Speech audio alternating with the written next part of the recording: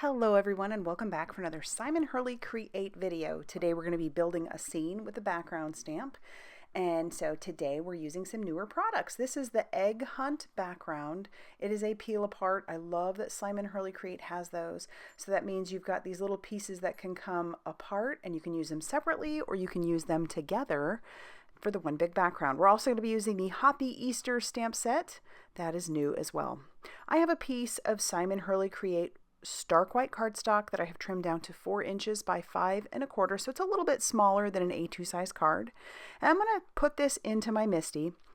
I took out the insides of my MISTI and I did grab my little corner tools. Those proved to be kind of unnecessary, but I'm going to put my stamp on the door, close the door, and then we're just going to end up taping down our piece. That'll work just fine. And I want to try to create a little bit of a scene. So what I'm doing is I've got some, this is the Overzealous, and I've stamped that just on the bottom. And then I'm going to use my microfiber cloth, kind of just touch the edge so that it's it's not like a harsh line. Stamp that a couple times, and then I'm going to come in with some clear skies and I'm going to stamp the rest of the background with that. And once again, bring in that microfiber cloth just to pounce on that edge so that it's not a real harsh line. My point is I wanted this to look like grass and a sky. And it's starting to look that way after I get it all stamped. So you can start to see this, where I'm going with that. But to step it up a notch, we're going to do some ink blending. So I've pulled out the clear skies, and then I am going to lightly blend that all across my background, just covering up that blue. And I love how that is coming along just beautifully. So there we've got it all filled in, but you still see those eggs so nicely. And then I'm going to just go one step further and use a darker color. So we're going to use Remember Me. And I'm just using that only on the edges. That will frame our piece a little bit better. But I love how those two colors go together. All right, we're next going to move on to doing some splatter. So I was just going to start off by using my ink pad. So I put that right on my glass mat, brought in a little spritz of water and a tiny paintbrush, and that does a good job of getting water on the background. It doesn't do a very good job of getting color. I try it again, and then I decide, what am I doing? I'm going to pull out my re-inkers. I love having all of the re-inkers for these Simon Hurley Create inks for a few reasons. One, you can do different techniques with them, but also I find that I use these inks so much that it's just necessary for me to have the re-inkers. These are, if you watch me at all, my favorite ink pads to use for lots of different techniques. And so all I'm doing is splattering that all over that background. I'll clean off my brush, and then we're going to come in and do the green. So once again, I'm going to start with some Overzealous, just blend that all over the green part that I had stamped so that it fills it in a little bit. And then I'm going to come in with some later Gator just on the edges. So it'll once again frame this piece. And then I bring in some later Gator re-inker and do the same process. I cover up the top part with my microfiber cloth so I don't get any green up above. And then I am going to just use a tiny, tiny bit of that re-inker. That's all you really need, and splatter that all over that background. And so I just love how that adds some texture to our background, and you can definitely see where I was going with grass and sky. So check that out. Super fun.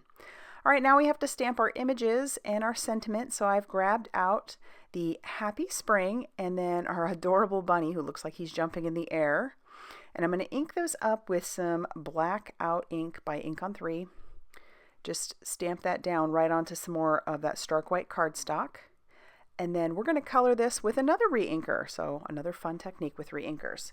We're going to do some watercoloring, and this is the brand new Sidewalk chalk. So if you haven't gotten your hands on the Sidewalk chalk ink and you like the Simon Hurley inks, then you definitely need to go get this one because it fits in there just so perfectly with the pinks. So all I'm doing is using a little bit of water, and you'll notice I don't have a ton of re-inker down there. You don't need a lot. And I have just a little splash of water there as well to dilute my re-inker. And I'm just kind of coloring where I think some shadowing and shading might be. And this does dry very quickly. And as I said, I'm doing this on my stark white cardstock. You could do it on watercolor cardstock as well, but this dark white works really well as well. How many times can I say well?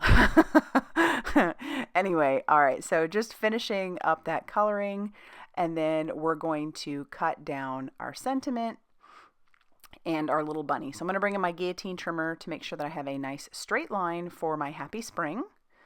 And I'm lining that up right on that clear, like plastic holder. And then when that's all ready to go, we're going to have to fussy cut our little bunny out, which he's not too hard to do. It just takes a little bit of time. And then once he's ready, we're going to attach down all of our pieces to our card panel. So I'm going to use some liquid glue to adhere down the sentiment. And then I'm going to use some foam tape on the back of our little bunny. But before I do that, I'll attach our panel to our card base. I just had some blue cardstock from my stash, and then it's a top folding A2 size card. And then I went ahead and attached that all the way to the far right hand side or left hand side. And then that leaves a nice little border on the top, bottom, and the right hand side. I'll peel off all of the release paper on our bunny.